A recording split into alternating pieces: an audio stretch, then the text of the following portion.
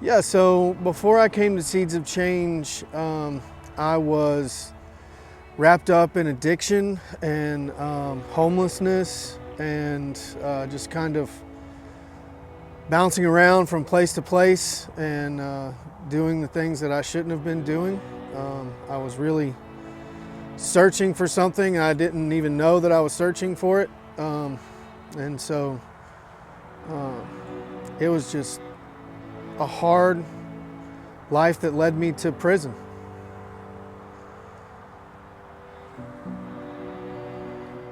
So I've been doing landscaping my whole life since I was 15, off and on. And when I got out of prison, I went to a recovery house program, and one of their job partners was Seeds of Change. And so I was still nervous because I've been in the industry most of my life. I know that really any general labor job has its challenges and people that are in active addiction as well. And so I was worried because I was ready to have a changed life. And then the founder, Ian Dovan, came and interviewed me, and I just kind of poured my heart out and my story to him, and he prayed with me about coming to Seeds. And I think I knew at that point in time. I've been in a million interviews and nobody's ever, especially the owner, prayed about it. So I think I knew at that point I was in a good place. When I came to Seeds of Change, I had just been out of prison for about 8 weeks, and I didn't have a driver's license. I hadn't had a steady job in almost 6 years. And I didn't have a vehicle. I was just barely paying the rent for the recovery house I was living in. So when I came to work at Seeds, by the time I was there for 8 months, they had promoted me to a crew lead. They had helped me get my driver's license back and $11,500 in fines and fees waived.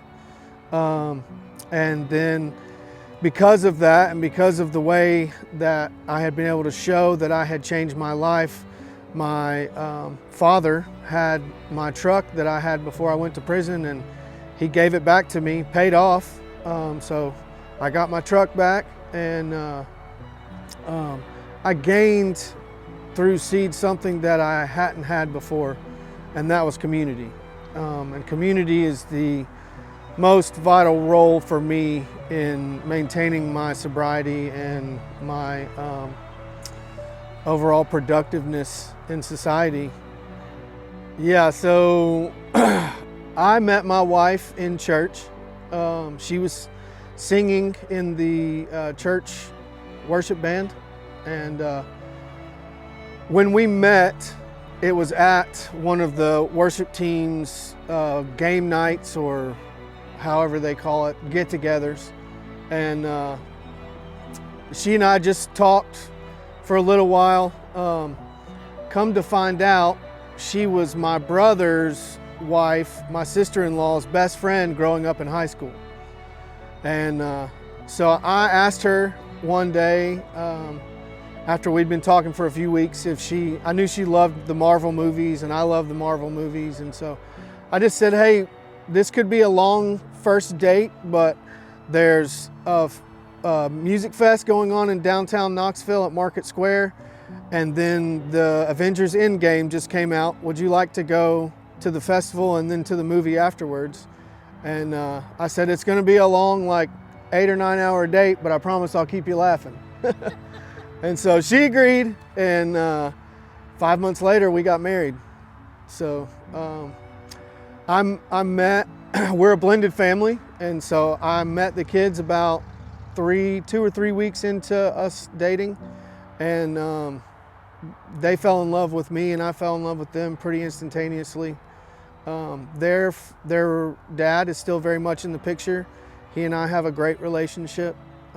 So it's just worked out great. When I was actually in prison, somebody told me, you need to pray specifically for the things that you want, and God will provide those in His time. And so I started praying, Lord, I would love to have a ready-made family, because at this point I was going to be 35 when I was getting out of prison. I'm not opposed to kids. I'm not opposed to crazy hair and tattoos, but Lord, she's got to love you first, and that's what He provided. So it's pretty awesome. Oh man, the future for me is super exciting, because not only do I have a wife and 3 awesome kids, but in my job, we are currently getting ready to move to a new location, start a new program called the Greenhouse Project that is going to help so many more men and women just like myself that were searching for something and have been through the addiction and the prison and the jail time, to help them come out and reestablish themselves in society and learn how to live with a community of believers and people that support them, which is something that you don't find in other jobs, or very rarely find in other jobs. I'm Robbie Overton, and I'm from Seeds of Change.